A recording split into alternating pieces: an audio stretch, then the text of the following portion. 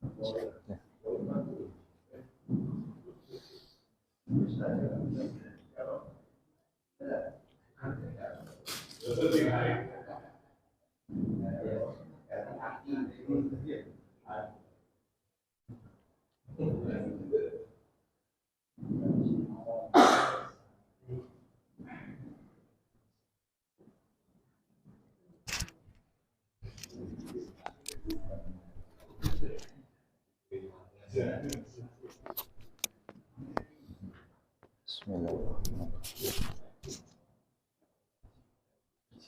Assalamualaikum warahmatullahi wabarakatuh.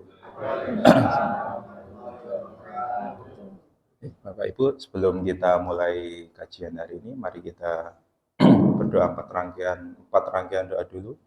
Kita baca basmalah, sholawat Nabi, Al-Fatihah, dan sholawat Nabi. A'udzubillahi minasyaitonirrajim. Bismillahirrahmanirrahim. Allahumma sholli ala Sayyidina Muhammad wa ala ali Sayyidina Muhammad. Bismillahirrahmanirrahim. Alhamdulillahi Rabbil Alamin. Ar-Rahmanirrahim. Maliki yaumiddin. Iyyaka na'budu wa iyyaka nasta'in. Ihdinas siratal mustaqim. Siratal ladzina an'amta 'alaihim ghairil maghdubi 'alaihim waladdallin. Saya mohon kesediaannya untuk membaca surat Al-Fatihah lagi, Pak Bu ya.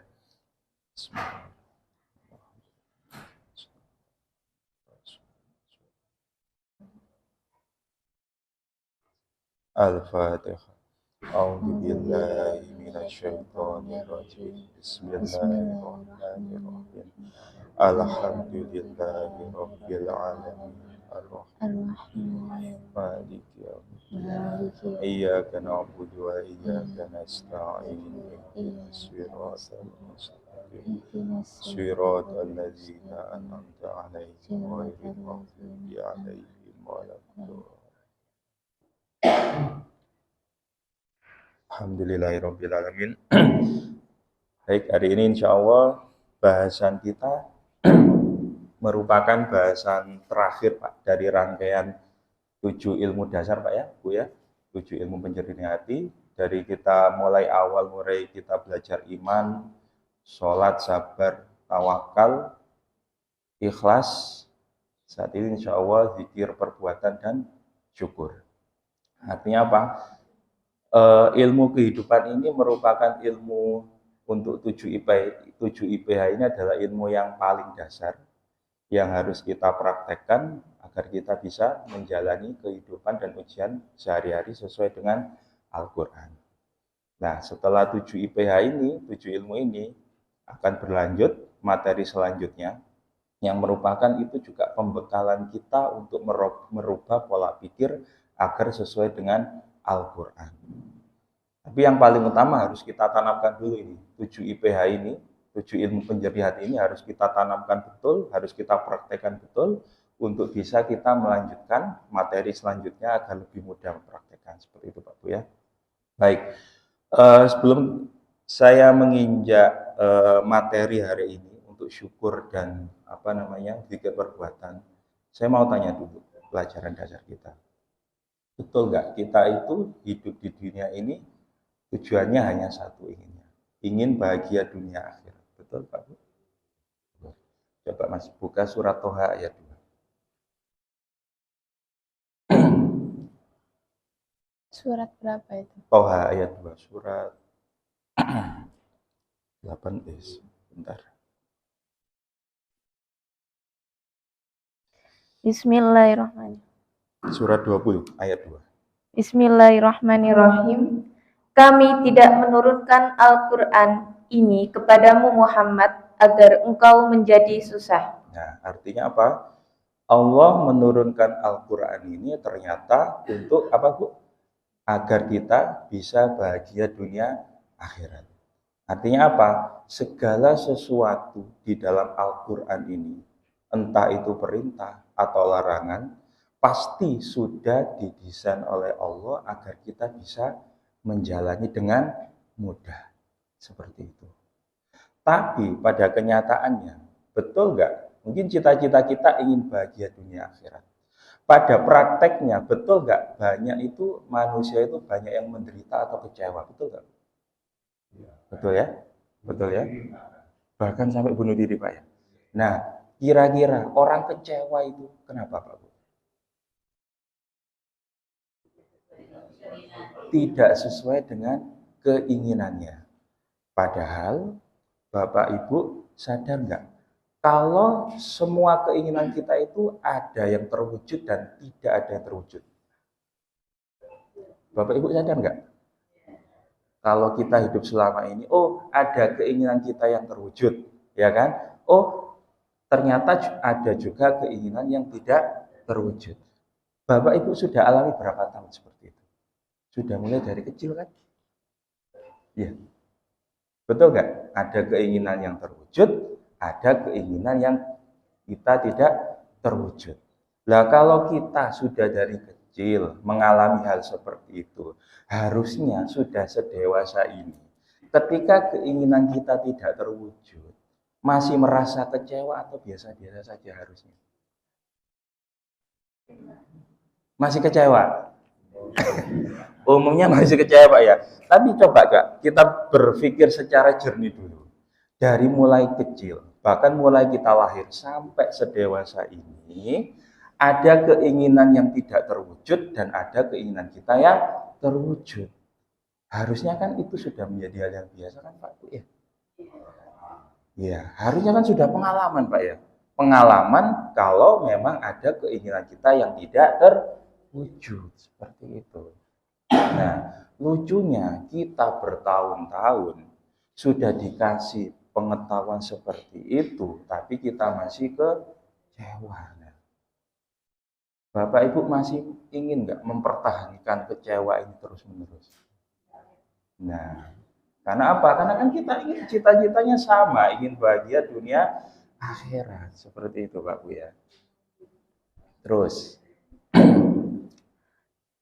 saya mau tanya lagi. Berarti ternyata ada dua keinginan kan Pak Bu ya. Keinginan kita dan keinginan Allah. Kan seperti itu ya. Ketika keinginan kita tidak terwujud, berarti yang terwujud keinginan siapa Pak Bu? Keinginan Allah. Ketika keinginan kita tidak terwujud, berarti yang terwujud keinginan siapa? Keinginan Allah. Bapak Ibu, betul nggak? Kalau keinginan Allah itu adalah keinginan yang terbaik. Setuju nggak? Setuju. Lah kalau keinginannya Allah itu yang terbaik, kira-kira wajar nggak manusia itu kecewa? Ya? Ya, saya ulangi. Ada dua macam keinginan. Keinginan kita sebagai manusia dan keinginan Allah sebagai pencipta kita. Ketika keinginan kita tidak terwujud, berarti keinginan siapa pun yang terwujud? Keinginan Allah. Keinginan Allah. Keinginan Allah itu terbaik atau tidak?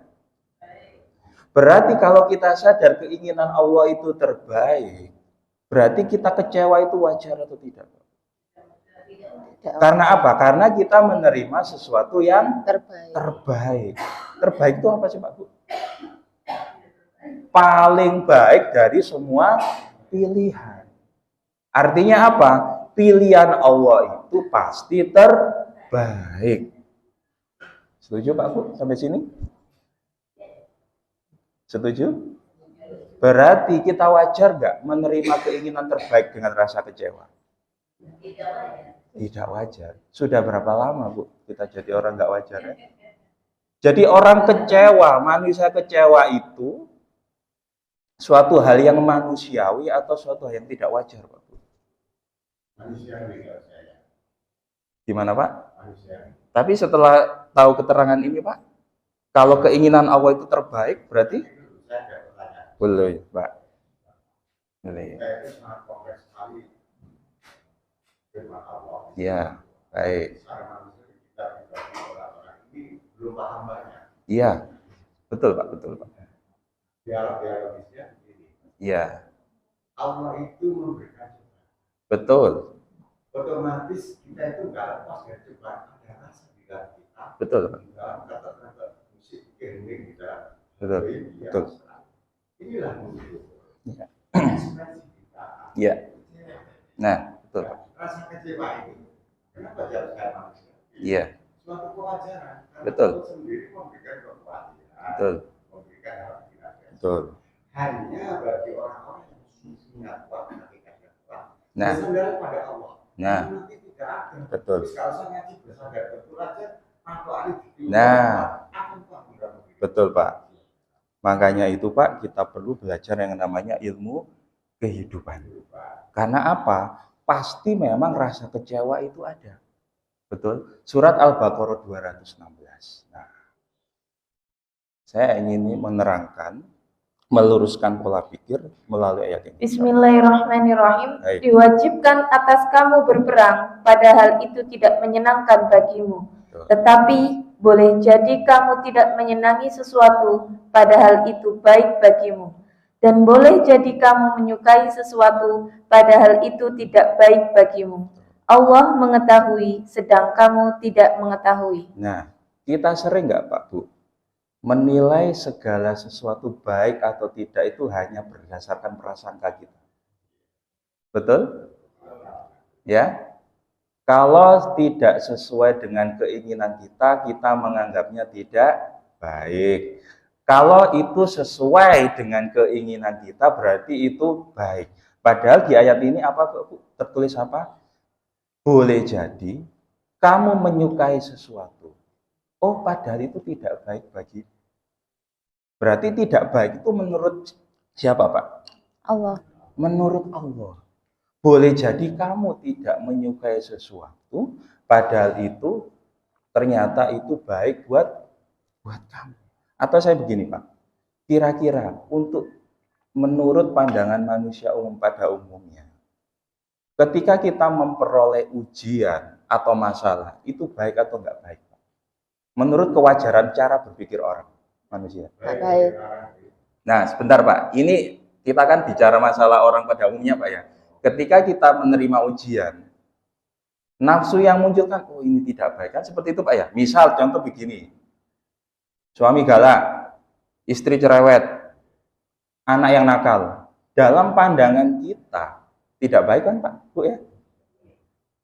Tapi kalau sudah memang itu saat ini kita sudah menghadapi hal seperti itu, kalau tidak sesuai dengan keinginan kita, berarti kan Allah ingin memberikan kita suatu pelajaran kan Pak Bu ya. Dengan hadirnya mungkin istri yang cerewet, suami yang galak atau anak yang nakal kan ya. Kira-kira apa Bu menurut Allah baiknya? Dari sisi baiknya apa kita diberi ujian itu? 29 ayat 2.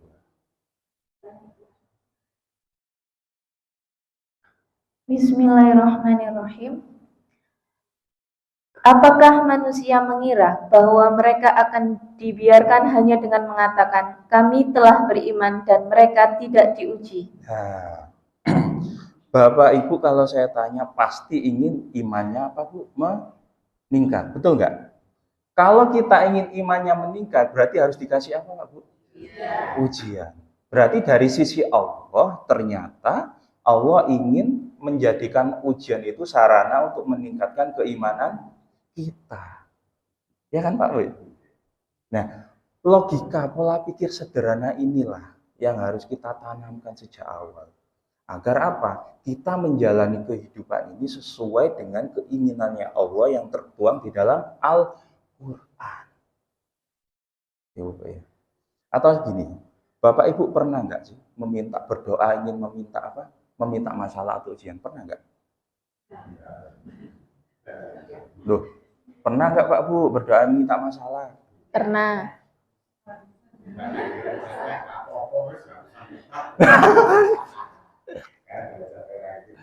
Bapak Ibu, bahkan minimal 17 kali dalam sehari itu berdoa ingin minta masalah.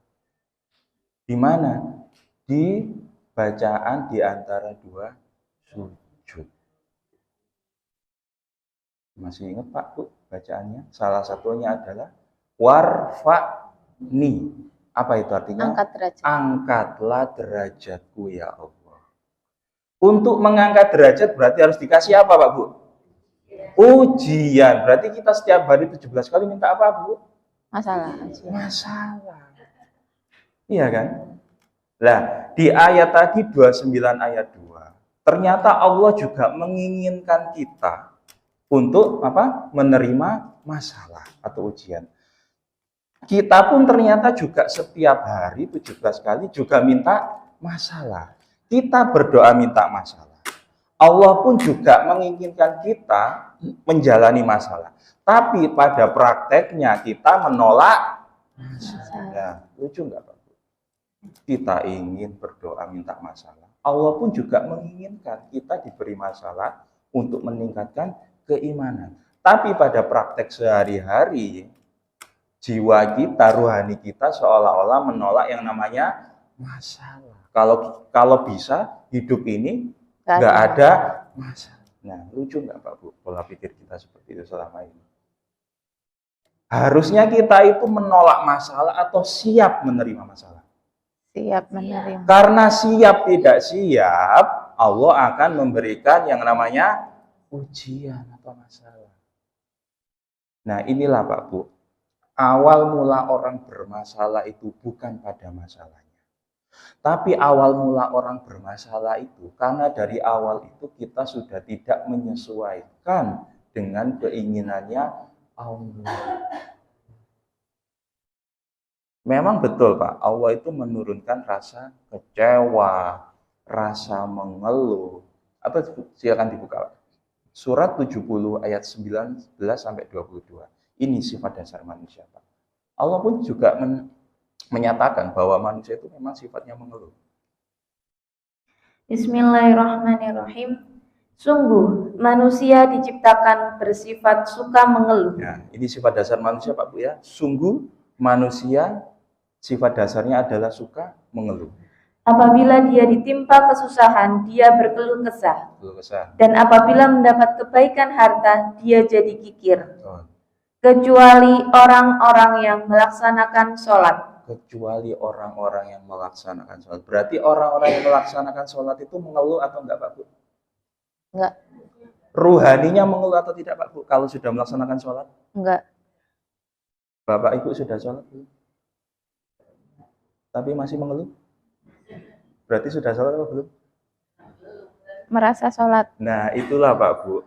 Allah menurunkan syariat, menurunkan aturan di dalam Al-Quran ini untuk mengubah dari manusia yang sifatnya, sifat dasarnya itu mengeluh, kecewa, dan sebagainya, dengan melaksanakan sholat dengan benar, agar akhlaknya itu berubah.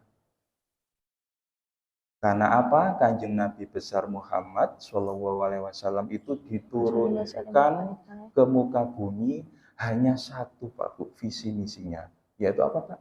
Mengubah, menyempurnakan apa? Akhlak manusia. Karena Allah menciptakan manusia itu memang didesain awalnya itu mengeluh, kecewa dan sebagainya.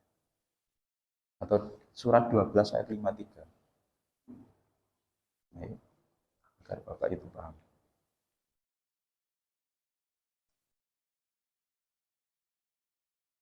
Bismillahirrahmanirrahim. Dan aku tidak menyatakan diriku bebas dari kesalahan, karena sesungguhnya nafsu itu selalu mendorong kepada kejahatan, kecuali nafsu yang diberi rahmat oleh Tuhanku.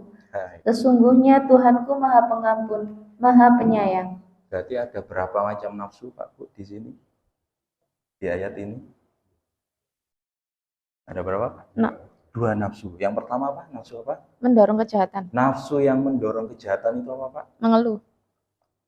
Kecewa. Nafsu yang menuruti keinginan, hanya keinginan kita sendiri. Contohnya apa? Kecewa, mengeluh, dan sebagainya. Yang kedua nafsu apa Pak?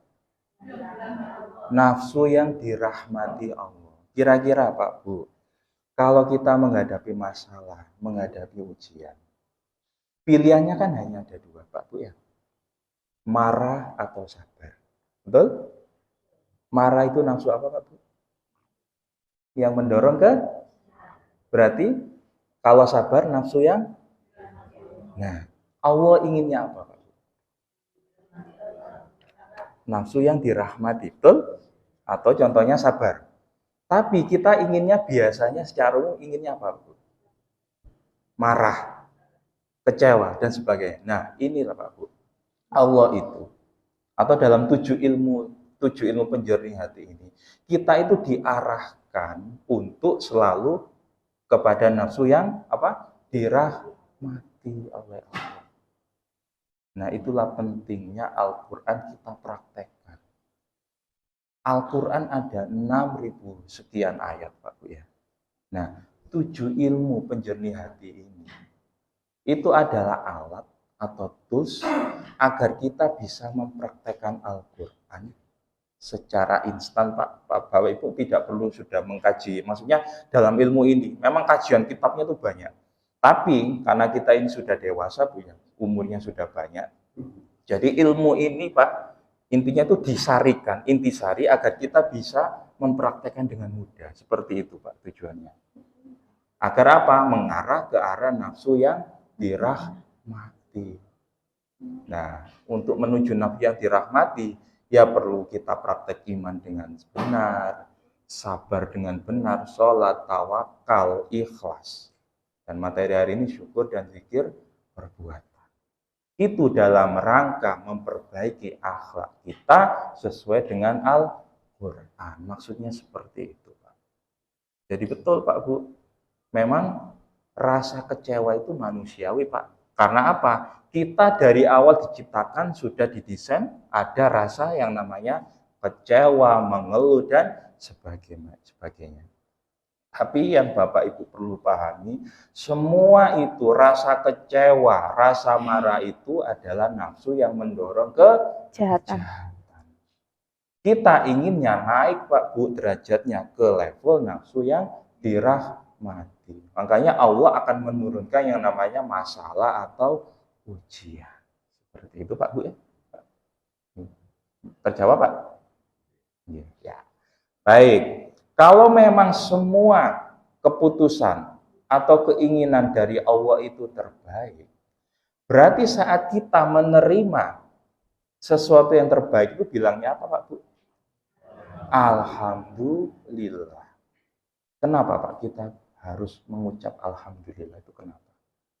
Kalau kita menerima sesuatu sesuai dengan keinginan kita, kalau memang sesuai keinginan kan kita bisa dengan mudah, Pak ya, bilang Alhamdulillah. Misalkan kita menerima uang 100.000, bilang Alhamdulillah itu nggak perlu, Pak, kita kajian seperti ini ya. Karena apa? Ya mudah, sesuai dengan keinginan kita. Kalau tidak sesuai dengan keinginan kita, misalkan kita malah kehilangan uang, bilang Alhamdulillah itu kan agak sulit, Pak ya. Berat, Pak ya. Namanya nggak sesuai dengan keinginan ya. Nah, itulah, Pak, pentingnya kita praktek 7 ilmu penjernih hati. Baik, surat 14 ayat 7. Kenapa kita harus mengucap Alhamdulillah dalam segala kondisi? Bismillahirrahmanirrahim. Dan ingatlah ketika Tuhanmu memaklumkan, sesungguhnya jika kamu bersyukur, niscaya aku akan menambah nikmat kepadamu. Tetapi jika kamu mengingkari nikmatku, maka pasti azabku sangat berat. Nah, ucapan Alhamdulillah atau kita praktek bersyukur itu pilihan atau tidak? Itu pilihan atau keharusan? Kalau keharusan, kenapa Bapak Ibu bisa bilang keharusan atau bukan pilihan dari ayat ini? Karena kalau tidak bersyukur apa, Bu? Diazab. Diazab. Sehingga apa? Allah itu sebenarnya memaksa kita untuk selalu apa, Bu? Bersyukur. Karena kalau kita tidak bersyukur, apa, Bu? Balasannya Allah? Azab. Langsung diazab, Bu. Istilahnya orang bekerja, Bu ya. Misalkan orang bekerja itu melakukan kesalahan, nggak SP1, Bu, langsung di PHK. Kan seperti itu, Bu ya. Betul, Pak? Nah, Allah ini se-urgent ini, Pak Bu. Maksudnya mengeluh itu bukan suatu hal yang apa ya? Bukan suatu hal yang manusiawi, bukan suatu hal yang wajar. Karena apa? Ketika kita mengeluh atau kita tidak bersyukur, maka ancamannya adalah langsung Azab. azab. Kalau sudah diazab, Pak Bu, kira-kira ada gunanya nggak Pak Bu kita hidup? Wong ujung-ujungnya juga diazab. Iya kan? Artinya apa, Bu? Syukur ini ada sesuatu yang sangat krusial atau sangat penting kita terapkan. Karena ancamannya langsung diazab. Ancamannya bukan teguran atau apa. Tapi langsung ancamannya adalah diazab. Baik. Baru sadar Pak Bu? Karena sebenarnya ayat ini kan sudah sering kita baca Bu ya. Bersyukurlah, nanti nikmat akan ditambah gitu ya. Tapi kalau tidak bersyukur akan diazab. Tapi seolah-olah kita mulai dari kecil sampai sekarang itu membaca ayat itu tidak membangkitkan apa ya? Tidak membuat kita itu Motivasi. melakukan apa ya? Melakukan syukur dalam segala kondisi. Padahal Allah jelas-jelas mengancam dengan suatu azab. Nah, inilah Pak Bu, pentingnya kita mengkaji Al-Qur'an, mentadabur Al-Qur'an untuk meluruskan pola pikir mana yang selama ini harus kita betulkan. Seperti itu. Baik.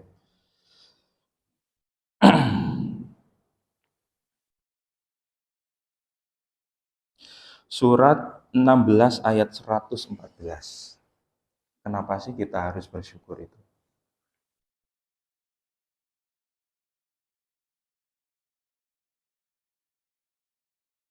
Maka makanlah yang halal lagi baik dari rezeki yang telah diberikan Allah kepadamu, dan syukurilah nikmat Allah jika kamu hanya menyembah kepadanya. Nah, bersyukurlah kepada Allah jika kamu hanya menyembah kepada Allah. Berarti kalau kita tidak bersyukur atau saat itu kita mengeluh, kita menyembah siapa Pak Bu? Nah, saya balik aja.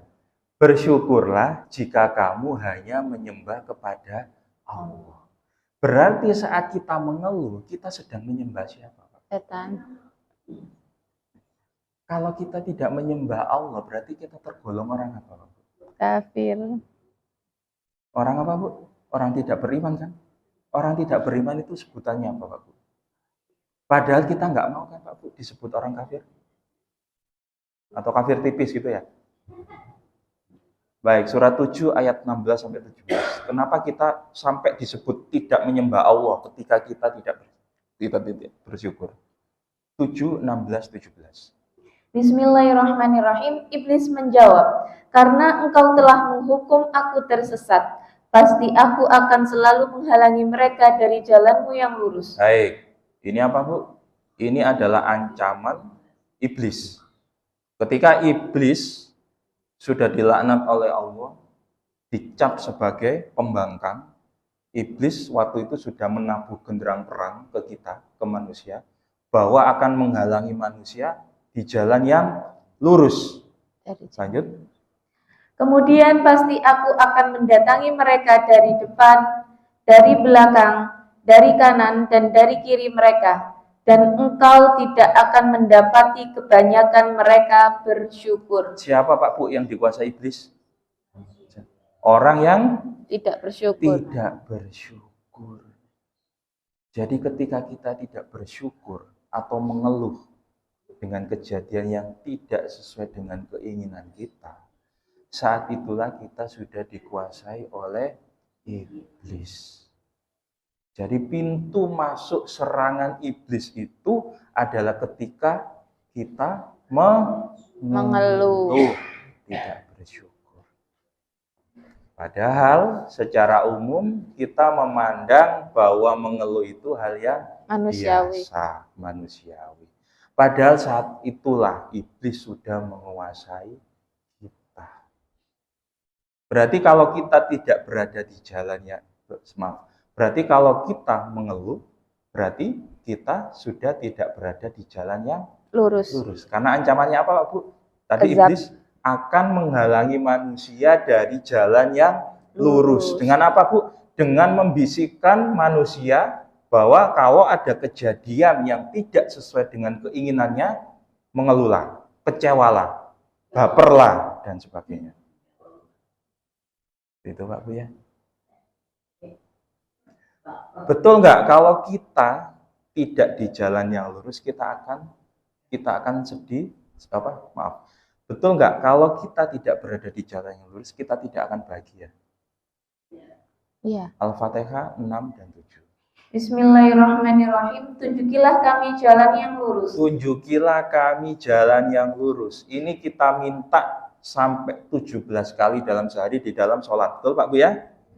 Betul. Yaitu jalan orang-orang yang telah Engkau beri nikmat kepadanya. Jalan yang telah Engkau beri nikmat. Jalan yang telah Engkau beri kebahagiaan. Berarti Pak Bu, setiap hari kan kita ingin meminta bahagia kan Pak Bu ya? Dengan apa? Dengan ditunjukkan jalan yang lurus. Setan, iblis menggoda kita agar tidak di jalan yang lurus. Dengan apa Pak Bu? Dengan tidak bersyukur atau mengeluh. Nah inilah Pak Bu yang dipakai setan untuk menyesatkan kita. Setan iblis tidak sampai menggunakan strategi kita harus menyembah patung dulu untuk sesat. Tapi setan iblis cukup membuat kita mengeluh, tidak bersyukur agar kita tidak di jalan yang lurus. Setan iblis hanya cukup sampai di situ Pak Bu untuk menyesatkan kita. Apalagi yang menyembah patung dan lain-lain ya, itu malah lebih sesat. Tapi paling tidak kriteria saat kita di jalan yang sesat itu hanya saat kita mengeluh, itu sudah cukup masuk kriteria kita dikuasai iblis, Pak Bu. Nah, masih beranggapan bahwa mengeluh itu hal biasa, Pak Bu? Hei.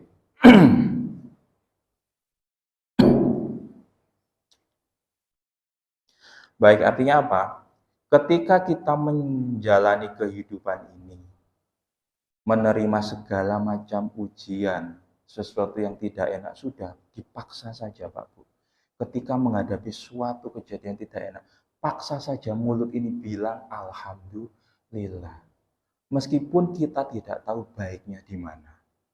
Meskipun itu secara penglihatan kita itu buruk, tapi paksa saja Pak Bu. Kita bilang alhamdulillah. Karena apa? Karena yang pertama, kita tidak mau kan kita diazab oleh Allah. Itu yang pertama. Dan yang kedua, jangan sampai kita dikuasai oleh setan iblis. Karena apa? Setan iblis itu hanya menunggu saat kita mengeluh, itu saja Pak. Padahal apa? Sehari-hari kita juga menghadapi yang namanya masalah. Nah, itu yang dipakai iblis Pak Bu, nafsu kita yang mendorong kejahatan tadi, dipakai iblis untuk lebih memilih nafsu yang mendorong ke kejahatan, lebih memilih ke kecewanya, lebih memilih ke mengeluhnya daripada memilih sifat menerima atau sabar. Makanya kita tiap hari kan Pak Bu dikasih masalah, dikasih ujian. Itu dalam rangka Allah ingin memberikan kita pelajaran sabar, pelajaran syukur, pelajaran ikhlas, pelajaran tawakal dan sebagainya. Tapi karena kita itu tidak peka Pak Bu, akhirnya apa? Pelajaran dari Allah itu nggak nyampe. Apa yang Allah inginkan itu tidak sampai Pak Bu. Itu yang jadi masalah. Makanya perlunya kita mengaji seperti ini Pak Bu. Untuk menyadarkan kembali bahwa keinginan Allah itu adalah keinginan yang harus kita ikuti. Baik. Saya ingin sedikit mengupas surat 37 ayat 102. 37 100 As-Saffat. Bismillahirrahmanirrahim. Maka ketika anak itu sampai pada umur sanggup berusaha bersamanya, Ibrahim berkata, "Wahai anakku, sesungguhnya aku bermimpi bahwa aku menyembelihmu. Maka pikirkanlah bagaimana pendapatmu. Dia Ismail menjawab, wahai ayahku, lakukanlah apa yang diperintahkan Allah kepadamu. Insya Allah engkau akan mendapatiku termasuk orang yang sabar. Nah, ini Pak. Ini kan cerita Nabi Ibrahim mimpi, Pak, ya. Mimpi disuruh oleh Allah untuk menyembelih anaknya yang bernama Ismail. Betul Pak Bu ya? Semua sudah tahu ya. Nah, sebenarnya tujuan Allah itu sebenarnya memang ingin menyembelih Ismail atau memberikan pelajaran sabar pada Ibrahim dan Ismail. Pelajaran apa? sabar. Sabar. Ketika Ismail dan Nabi Ibrahim itu ternyata sudah sabar, ujiannya diangkat nggak Pak Bu? Angkat. Diambil. Diambil kan ujiannya karena apa? Pelajaran dari Allah itu sudah sampai, sudah bisa diterima oleh Ibrahim dan Ismail, yaitu sudah menjalani yang namanya sabar. Akhirnya apa? Ujiannya diambil, Ismail diganti dengan apa? Domba. Sehingga apa? Kalau kita dalam setiap hari menjalani ujian, ternyata ujian itu masih ada di kita, berulang-ulang terus. Berarti kita sudah sabar atau belum, Pak Bu? Belum. Masih jalan di tempat. Pelajarannya dari Allah itu belum sampai ke kita. Kita belum menjalani yang namanya sabar. Sehingga apa? Ujian itu masih diberi apa? Masih kita jalani secara berulang-ulang. Memang Pak Bu, ujian itu akan setiap hari kita alami. Tapi yang jadi masalahnya, apakah ujian itu tetap sama di bab itu saja? Itu yang harus kita introspeksi diri. Misalkan ujian di dalam pekerjaan, atau ujian anak lah, di dalam keluarga. Kok terus-terusan diuji di bab anak, di bab anak. Nah, kita introspeksi Pak Bu. Apakah pelajaran sabar dari Allah itu sudah kita jalankan? Karena harusnya, kalau kita sudah menjalani sabar dengan benar, ujian itu akan diambil. Seperti itu. Nah, mari kita introspeksi. Contohnya Nabi Ismail, Nabi Ibrahim. Kita contoh saja. Ketika ujiannya, ketika dua kekasih Allah ini sudah sabar, ujiannya kan diambil, Pak. Nah, rumusnya harusnya seperti itu, Pak. Kita menjalani ujian ini. Setelah diambil, apakah tidak ada ujian lagi? Ya tetap ada, tapi levelnya sudah meningkat, tidak jalan di tempat. Artinya apa? Kalau kita sekolah dulu kelas 2 SD, kalau kelas 2 ini kita ujian sudah lulus, kan naik ke kelas 3 Pak Bu ya. Di kelas 3 nggak mungkin dikasih soal di kelas yang ada di kelas 2, pasti meningkat. Nah itu maksud saya. Jangan-jangan kita selama ini hanya stagnan, mungkin hanya berada di ujian kelas 2, nggak selesai-selesai. Karena kita tidak kunjung sabar. Karena kalau kita sudah sabar, pengajaran Allah untuk sabar sudah nyampe nih di hambaku. Oke, masalah akan aku angkat. Meningkat lagi derajatnya, ganti masalah lagi Pak, seperti itu. Yang lebih tinggi lagi. Terus sampai kita nanti menghadap kepada Allah. Itu Pak, perjalanan hidup itu hanya seperti itu. Kita setiap hari menerima masalah, Allah inginnya meningkat imannya. Kalau kita nggak lulus, ya akan stagnan mandek di situ saja ujiannya. Kalau kita lulus, kita akan naik derajatnya, diganti dengan ujian yang lebih besar seperti itu. Nah, khawatirnya kita ini stagnan gitu Pak, karena kita nggak kunjung lulus gitu. Nah itu akan bisa kita rasakan setiap hari menjalani ujian itu, kita itu masih marah atau semakin tenang. Itu Pak yang menjadi tolak ukur. Karena apa? Karena rumusnya, ketika kita menjalani Al-Quran, mengikuti petunjuk Al-Quran, harusnya kita bahagia. Meskipun terlepas itu ada masalah atau tidak ada masalah. Nah, itu yang namanya tolak ukur. Boleh Pak. Itu Allah tidak akan menguji kamu harus tidak mampu atau memberitamu. Betul. Betul Pak. Betul. Allah tidak menguji di luar kemampuan, betul Pak ya? Di luar kemampuan manusia. Kira-kira Pak Bu, tujuan Allah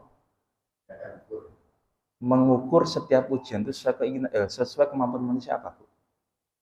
Allah tidak menguji di luar batas kemampuan hambanya. Kira-kira apa Bu tujuannya? Ya agar kita bisa menjalani, ya kan Pak? Kalau ujiannya itu di luar kemampuan kita, ya mana mungkin kita bisa menjalani. Nah, Allah sudah memberitahu seperti itu. Ujian akan sesuai dengan kemampuan hambanya. Kalau sesuai, harusnya itu kita khawatir atau tenang? Tenang. Harusnya kita tenang. Tapi pada kenyataannya, Khawatir. nah berarti kita menganggap ujian itu di luar kemampuan atau tidak? Iya, di luar. Nggak cocok lagi dengan Allah. Ya kan? Oke, setiap masalah ada solusi. Surat Alam Nasroh. Ya. Allah bersama kesulitan ada kemudahan. Sesungguhnya bersama kesulitan ada kemudahan sampai 2 kali. Kalau Allah sudah menyatakan seperti itu, harusnya kita tenang atau khawatir, Pak? Tenang. Betul ya? Ujian sesuai dengan kemampuan. Bersama kesulitan ada kemudahan. Harusnya kita tenang atau khawatir. Tapi pada kenyataannya, itu kenapa? Kan seperti itu ya? Ya. Gimana Pak? Nah,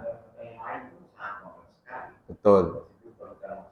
Nah, berarti yang perlu diubah itu soal ujiannya atau diri kita, Pak? Diri kita. Nah, seperti itu. Berarti kita tidak bisa, Pak Bu, ya mengubah soal ujiannya. Yang harusnya berubah itu adalah kita.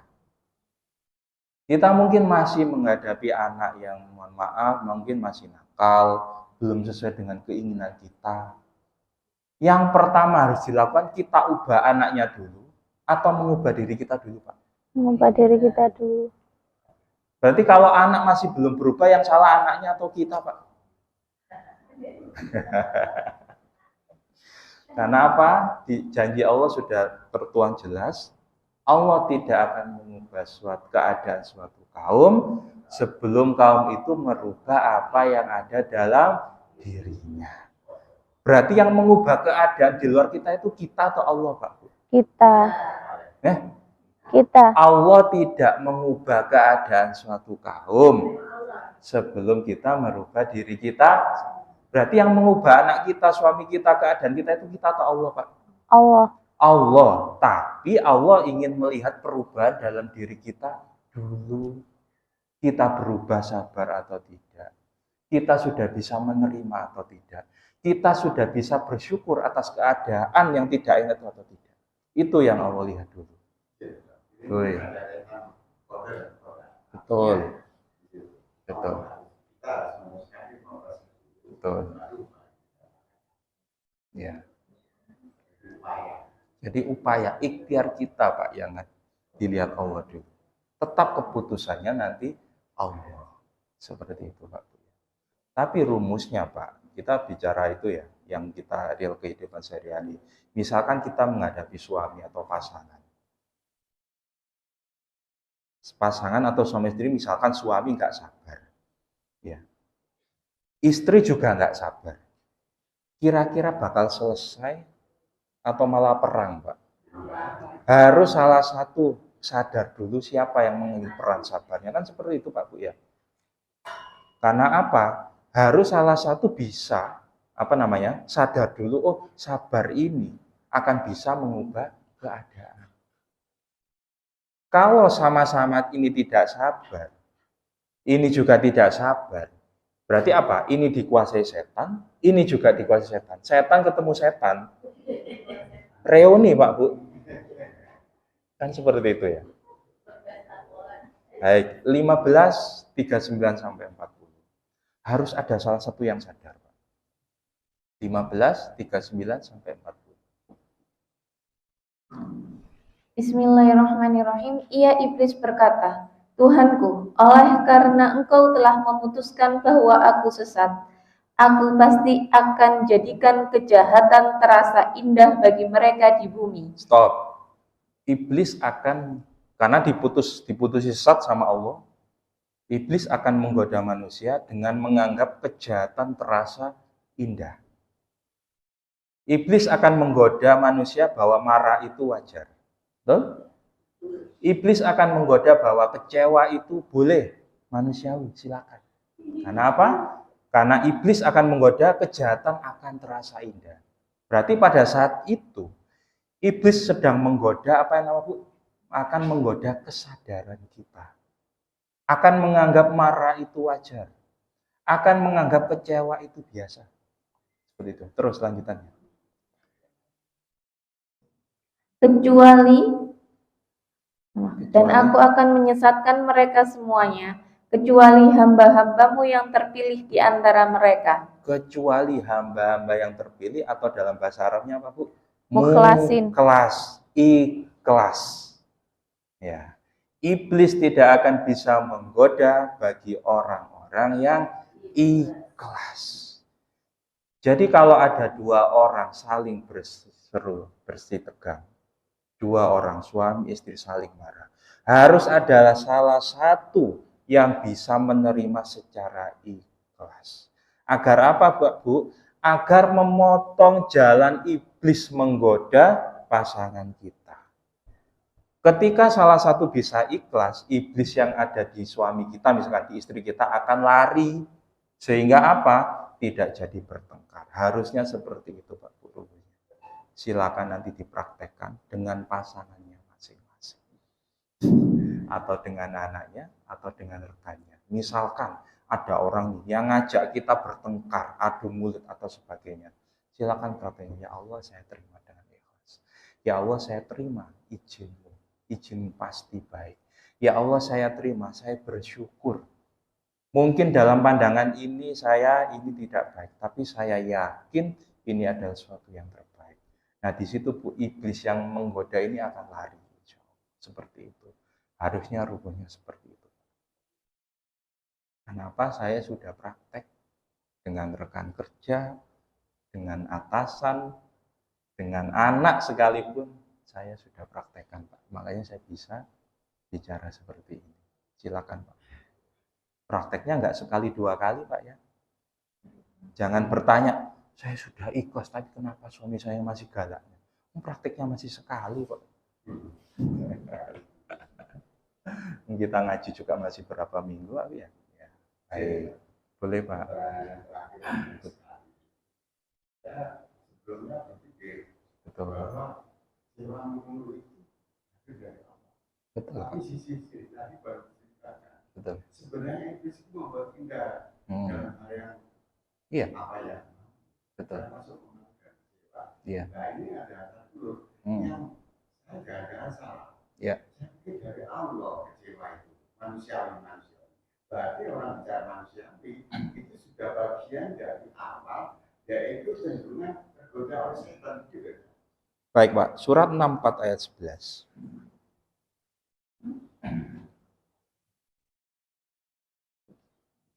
Bismillahirrahmanirrahim. Tidak ada suatu musibah yang menimpa seseorang kecuali dengan izin Allah. Stop. Yang harus kita pahami, Pak, tidak ada musibah, kejadian, ujian tanpa izin Allah. Jadi suatu kejadian itu harus atas izin Allah atau tidak, Pak? Kecewa yang kita alami sudah atas izin Allah belum, Pak? Izin Allah ini bukan karena setan yang diizinkan apa kita? Sebentar. Izin Allah itu, kecewa itu sudah atas izin Allah belum Pak? Kalau berdasarkan rumus ini, ayat ini, sudah atas izin Allah juga Pak. Nah, tinggal kita menyikapi izin Allah ini. Setan, iblis itu dikutuk oleh Allah untuk diizinkan untuk menggoda manusia. Setan, iblis itu hanya diizinkan Allah untuk menyeleksi Pak. Kita itu beriman kepada Allah. Kita itu menghormati izin Allah atau tidak. Seperti itu Pak. Misalkan kita ada kejadian ujian Pak ya. kita menerima suatu kejadian, misalkan anak nakal. Anak nakal itu sudah atas izin Allah atau belum, Pak? Sudah. Loh, kalau di ayat ini, sudah atas izin Allah. Nah, kita kan ada yang namanya sifat dasar, Pak ya. Yang namanya apa, Pak? Kecewa. Kecewa, marah. Itu sudah atas izin Allah, Pak. Karena sudah di awal, Allah sudah menanamkan sifat dasar manusia itu kecewa atau suka marah. Nah, ini yang dinamakan nafsu yang mendorong kejahatan. Iblis bekerja sama dengan nafsu yang mendorong kejahatan ini, Pak, untuk memperbesar rasa kecewa kita, memperbesar marah kita, dan sebagainya.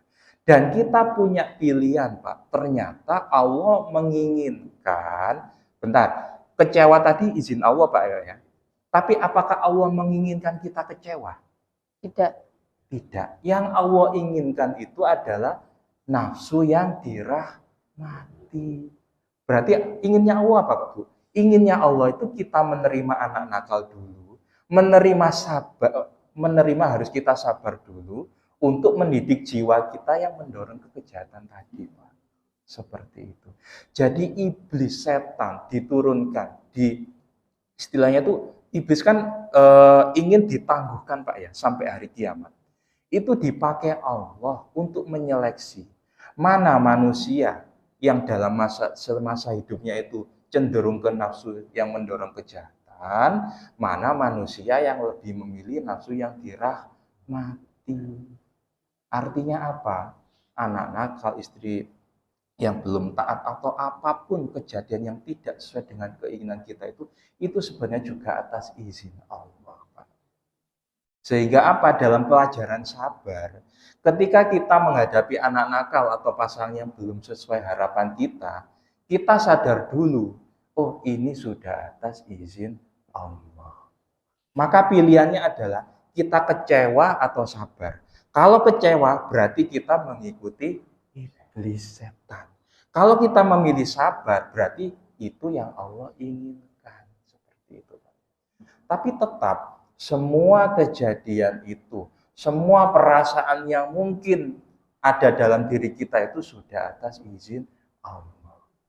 Berarti Pak Bu, misalkan kita menghadapi masalah saat ini, mungkin kita masih marah, kecewa, belum sampai pada titik tenang gitu ya. Ya sudah Pak, diterima dulu ya Allah, ini semua atas izin-Mu. Engkau masih belum membuat saya bisa sabar. Itu juga sudah atas izin-Mu ya Allah. Saya nanti akan berusaha lebih lagi untuk menerima izin. Itu Pak. Nah, memang pada saat perjalanannya kita nanti akan dikacau oleh setan iblis, Pak. Mungkin kita hari ini praktek, saya bisa menerima izin Allah. Mungkin besoknya, lengah lagi, oleng lagi. Nah, di situ iblis akan membisikkan, iblis akan menggoda. Oh, kamu hari ini gagal loh. Kamu hari ini tidak lulus loh ujian. Iblis akan membuat kita sedih dulu. Nah, makanya harus diingat dulu, oh semua kejadian sudah atas izin Allah. Itu Pak yang paling penting. Ingat izinnya Allah dulu Pak. Gak apa-apa, Bapak misalkan nanti menghadapi ujian, misalkan ada timbul rasa kecewa dulu. Tidak apa, langsung sadar aja Pak. Ya Allah, mungkin memang Engkau masih belum menolong saya untuk menghilangkan rasa kecewa. Saya terima ya Allah. Nah, seperti itu terus Pak, terus seperti itu. Nah, baik. Sekarang zikir perbuatan. Nah, zikir perbuatan ini Pak Bu, sebetulnya adalah rangkaian kita praktek secara aktual di lapangan, mempraktekkan ilmu mulai dari awal Pak ya. Bagaimana iman dengan benar, sabar, sholat, tawakal, ikhlas, syukur. Nah, saya mau tanya Pak, di dalam kita menjalani kehidupan ini, berapa banyak Pak aktivitas yang kita lakukan?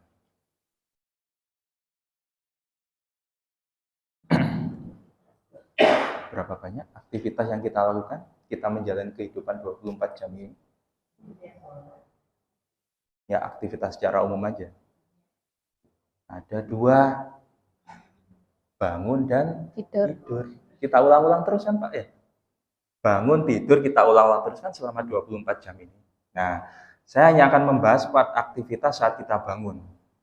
Ngapain juga kita membahas orang yang tidur ya? Iya. Berarti kita menjalani aktivitas selama 24 jam ini hanya bangun dan tidur berulang-ulang 24 jam sehari sampai hari ini. Betul Pak Bu? Nah, saya akan membahas aktivitas yang hanya bangun saja seperti ini. Saya tidak akan bahas orang yang sedang tidur. Ngapain ya? Berarti saat kita bangun, saat kita mulai bangun tidur, untuk menjalani zikir perbuatan, apa yang harus kita lakukan Pak Bu? Bersyukur. Bersyukur. Alhamdulillah. Ya Allah, Engkau sudah masih memberikan hamba umur 39 ayat 42.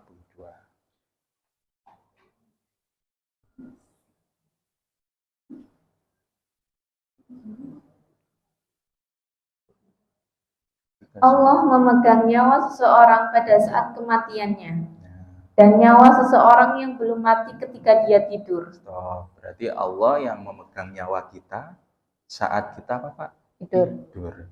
Allah pun yang mengembalikan nyawa kita saat kita bangun. Berarti apa Bu? Ketika kita memulai aktivitas kita dari mulai bangun tidur, kita mengucap Alhamdulillah. Pelajaran apa Pak? Syukur. Nah, setelah bangun, mengucap syukur, mungkin yang sebagai suami atau istri nanti akan melayani suaminya, masak, mencuci pakaian, dan sebagainya. Misalkan nanti suaminya nggak cocok nih dengan masakannya, dikritik nih masakannya ibu, kok nggak enak sih? Ibu marah atau tetap sabar? Harusnya tetap sabar kalau ingin praktek zikir perbuatan.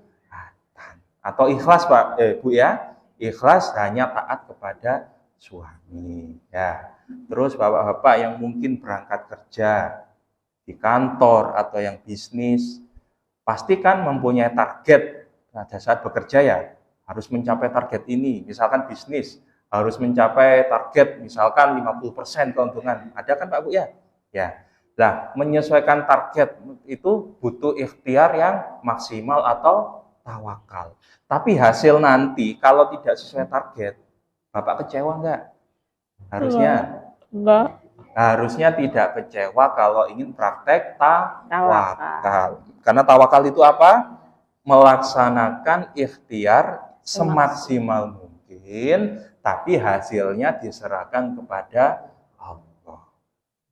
Jadi misalkan nanti Bapak Ibu bekerja yang bisnis, menetapkan suatu target sesuai rancangan, tapi ternyata di akhir tidak sesuai dengan yang ditargetkan, harusnya tidak kecewa. Karena apa? Karena Bapak Ibu harusnya melakukan praktek zikir perbuatan yang namanya apa? Tawakal. Nah, di tengah jalan pastikan ada ujian, masalah, dan sebagainya. Ujian atau masalah itu harusnya kita terima dengan kecewa atau sadar semua itu atas izin Allah. Harus sadar semua itu atas izin Allah. Praktek apa Pak Bu? Praktek yang namanya sabar. Nah, seperti itu. Nah, setelah itu aktivitas seharian kita jalani dengan praktek iman sabar tadi ya. Untuk praktek sholat pastikan Pak Bu ya, kita sholat dengan benar secara tumaknina, pikiran fokus, ruhani menghadap kepada Allah. Masih ingat Pak Bu prakteknya? Nah, itu kita jalani setiap hari sampai kita menjelang malam mau tidur, kita mengucapkan apa lagi Pak? Alhamdulillah. Ya. Artinya Pak Bu, yang saya tekankan, kita itu setiap hari menjalani kehidupan ini melakukan aktivitas dari mulai bangun tidur sampai menjelang malam untuk tidur itu sendiri. Jangan terjebak pada rutinitas. Tapi jadikan rutinitas itu sebagai sarana kita untuk melakukan yang namanya zikir perbuatan. Jadikan sarana orang yang menjengkelkan itu sebagai sarana sabar kita, sarana ikhlas kita, sarana syukur kita, dan sarana iman sholat kita. Itu maksudnya Allah Pak Bu. Kita dikasih rutinitas aktivitas kita dari mulai bangun tidur. tidur sampai menjelang tidur itu sendiri tujuannya hanya ingin hambaku ini inginnya Allah melakukan zikir perbuatan. Tapi kebanyakan manusia malah terjebak dalam rutinitas. Contohnya apa sih terjebak rutinitas itu? Wah, hari ini saya ketemu orang ini, menjengkelkan lagi. Wah, suami saya seperti ini. Nah, itu terjebak rutinitas, Pak Bu. Terjebak dengan yang namanya kejadian di sekeliling kita. Allah itu inginnya, kejadian di sekeliling kita itu, inginnya Allah itu sebagai sarana zikir perbuatan. Jangan sampai kejadian di sekitar kita itu menjadikan kita malah terombang-ambing dalam hati kita. Allah itu tidak ingin seperti itu. Baik, Pak Bu, ada pertanyaan? Sudah 1 jam ya? Monggo. Jadi untuk materi 7 ilmu penjernih ini kita sudah selesai. Sudah sampai zikir perbuatan. Jadi ilmu ini memang kalau disampaikan Ustadz Oke, Pak Bu, 7 ibadah ini dalam 1 hari workshop jam 8 sampai jam 2 sore. Nah, seharian. Nah, kalau di sini kan kita pecah-pecah apa ya? Sekali ketemu 1 bab, 1 bab. Setelah ini artinya workshop 1 kalau di kita pelajaran di Ustadz Oke guru saya. Ini workshop 1 kita sudah selesai untuk 7 ilmu penjernih hati. Nanti akan ada lanjutan workshop kedua atau materi kedua apa? Mengenal Allah. Nah, setelah mengenal Allah ada materi yang namanya bahagia dunia akhirat. Setelah itu ada materi yang namanya beriman kepada Al-Quran. Nah, setelah itu tambahan lagi masih banyak materinya, kesadaran menjalani hidup, strategi setan menggoda kita, dunia hanya permainan, dan masih banyak lagi insya Allah. Nah, karena apa? Ilmu kehidupan ini tidak akan selesai, Pak Bu. Pasti akan terus kita upgrade lagi, karena apa? Ya setiap hari kita menjalani yang namanya hidup dan masalah. Seperti itu. Belum, boleh Pak? Betul. Betul Pak, betul Pak. Betul. Katanya apa? Itu harus kontrol ya, fasilitas. Betul. Sehingga tidak meningkatkan apa yang menjadi proses kita. Betul. Ya, betul. Kalau dipakai Iya. Iya. Betul.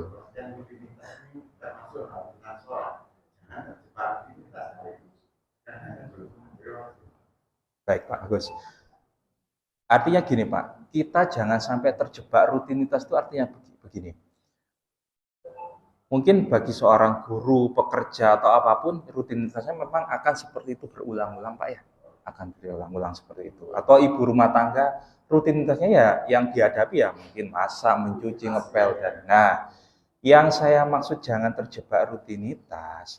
Jangan sampai aktivitas kita yang kita lakukan berulang-ulang setiap hari itu tidak menghasilkan nilai zikir perbuatan di hadapan Allah.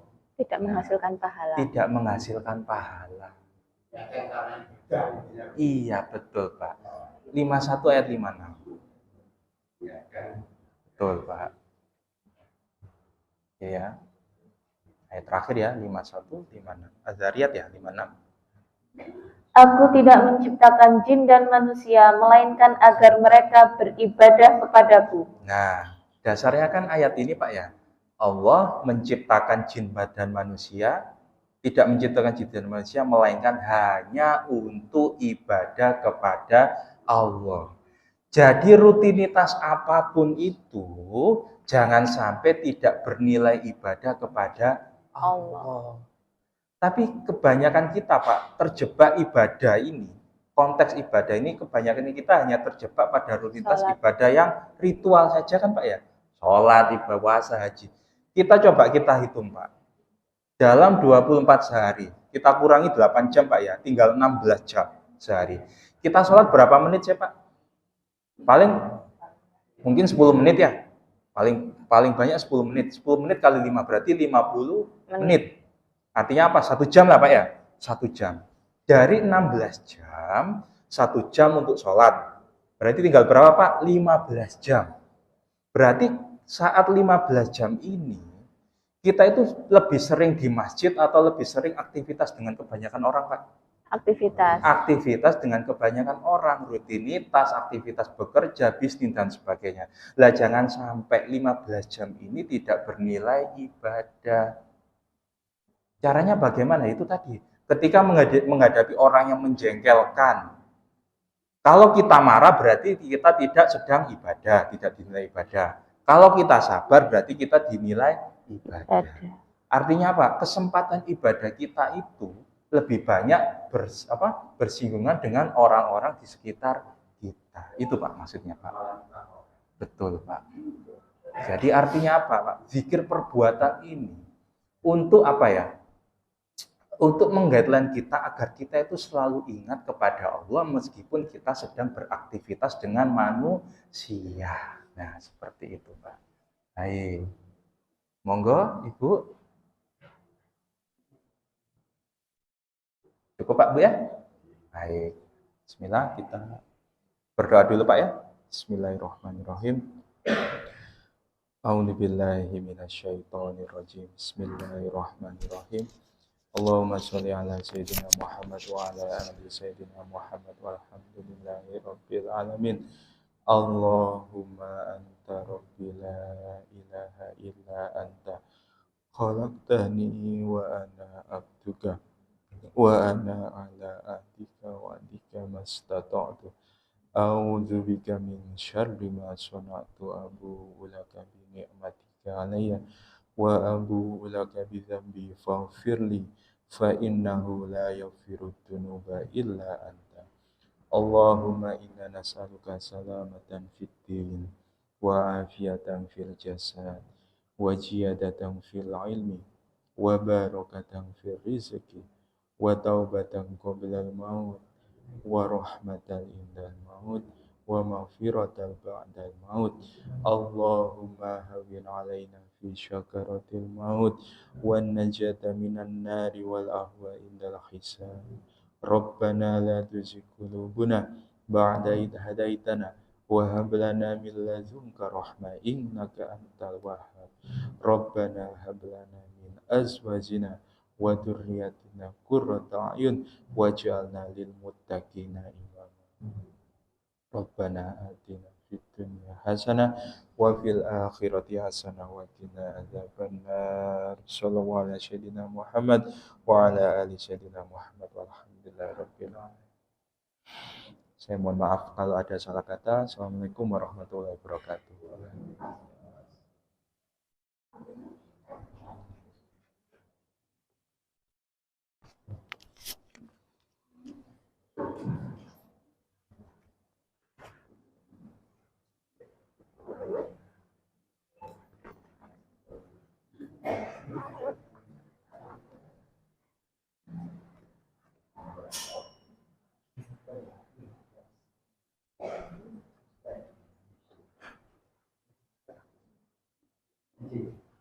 Thank you.